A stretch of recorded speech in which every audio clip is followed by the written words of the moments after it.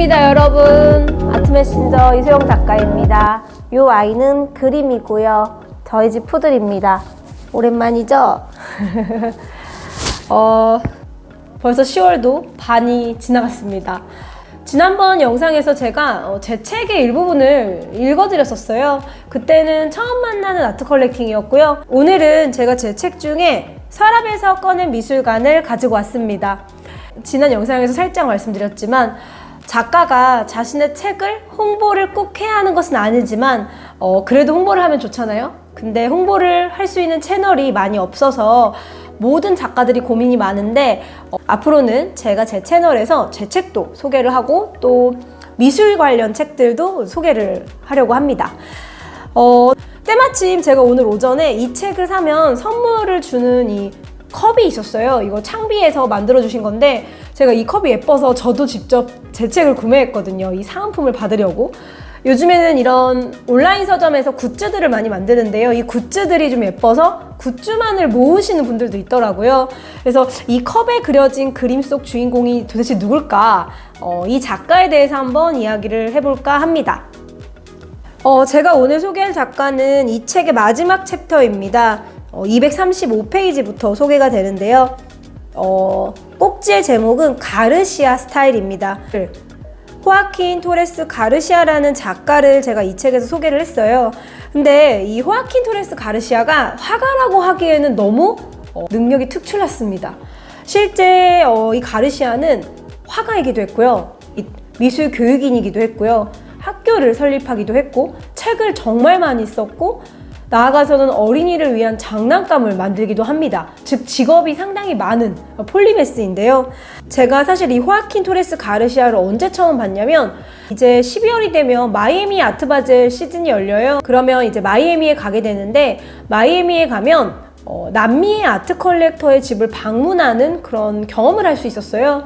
근데 거기서 몬드리안하고는 비슷한데 몬드리안은 아닌, 제가 그래서 마이애미의 컬렉터의 집에 갔는데 그 컬렉터의 집에 몬드리안하고 비슷한데 절대 몬드리안이 아닌 이 가르시아의 작품이 있었어요. 그래서 좀 의아했고 재미있게 계속 탐구를 하면서 봤어요.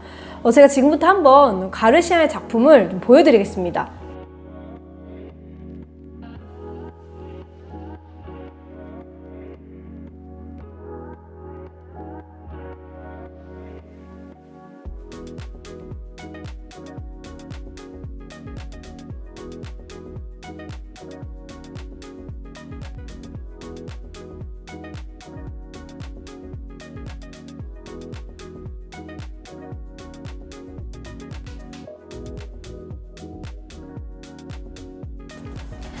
자, 어떤가요? 여러분들이라도 처음 이 작가의 작품을 봤을 때 몬드리안 아니야? 몬드리안하고 좀 비슷한데 친구였나? 동료였나? 이런 생각을 하실 거예요. 저 역시 마찬가지였고 그래서 이제 탐구를 하게 됐어요. 근데 신기하게도 제가 이 작가의 작품을 좀 많이 탐구하던 시절이 한 5, 6년 전이었는데 때마침 그때 이제 미국의 큰 뮤지엄에서 이 가르시아의 작품을 소장하거나 전시를 하는 기회가 있었어요. 그래서 이 작가가 이제 미술사에서 중요해지고 있구나 이렇게 저도 생각을 했고 실제로 몬드리안과 만나서 교류를 했던 것도 맞습니다. 책에 보면요, 그 부분이 어디 나오냐면 239쪽에 나옵니다. 처음 봤을 때 나는 친구와 이런 대화를 나눴다. 몬드리안 작품 같지? 그런데 몬드리안은 아니야. 몬드리안을 좋아했던 작가인가?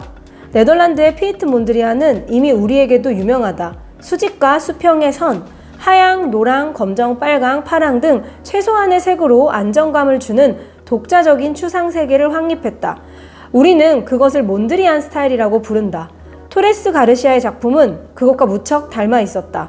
작품을 볼수록 이 작가가 몬드리안과 관련된 무언가가 있을 것이라는 확신이 커졌는데 실제로 탐구해보니 역시 몬드리안과 함께 작품 활동을 한 아티스트였다.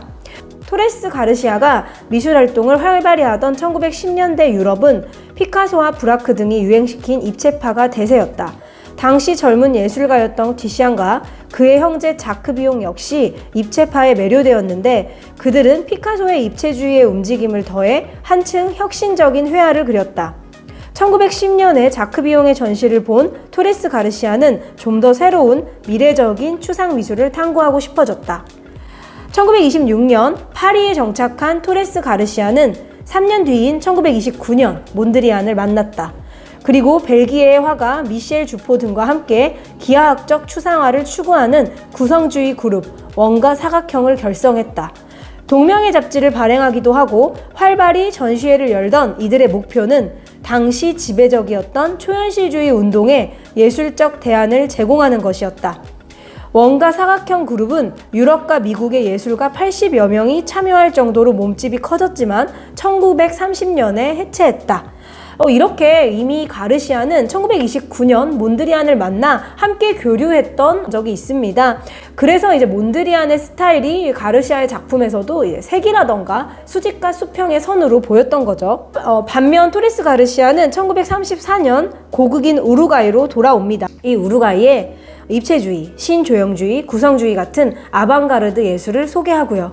1935년에는 구성주의 예술이라는 책을 출간해 친구인 몬드리안에게 헌정하기도 했다. 하지만 토레스 가르시아는 몬드리안과는 다른 스타일을 추구했다.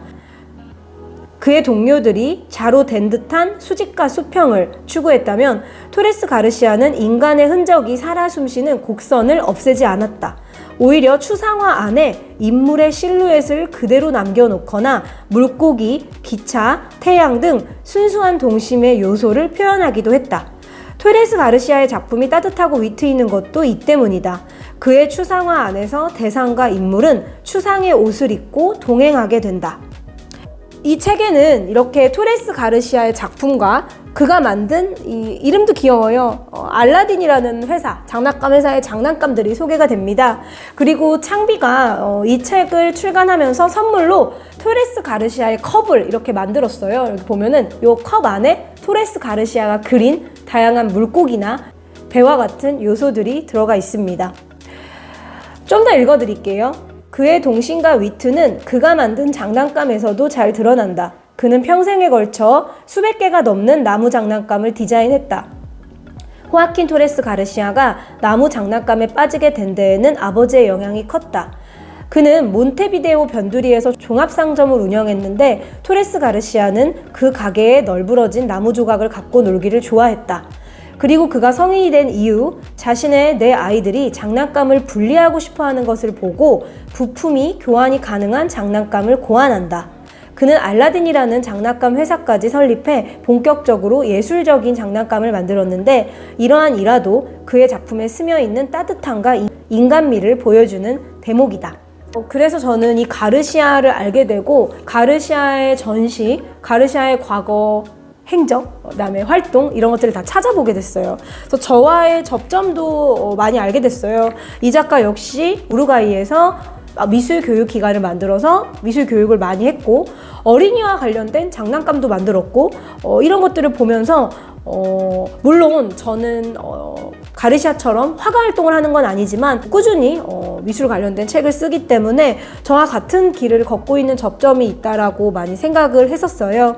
그래서 이 책의 마지막에 이제 제가 뭐라고 이야기를 하냐면 모두가 몬드리안에 주목할 때 토레스 가르시아는 가르시아 스타일로 일가를 이루었다.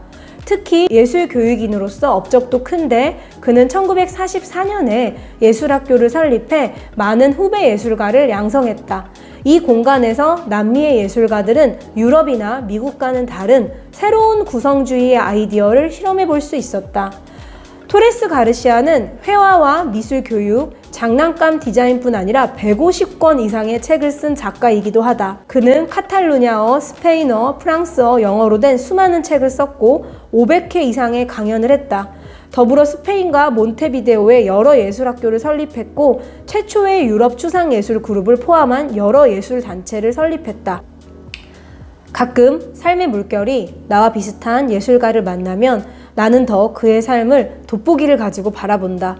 나 역시 글을 쓰는 미술교육인이자 미술교육단체를 설립해 활동하고 있고 그만큼 강연을 많이 한다. 매일 배우고 매일 넘어지고 다시 일어선다. 다양한 일을 하다 보니 행동하는 손짓은 많은데 하루가 어떻게 흘러가는지 몰라 사색 시간이 부족할 때 늘 괴롭다. 그때마다 나는 토레스 가르시아가 파리 시절 남긴 문장을 되새긴다. 신념을 가지고 행하라.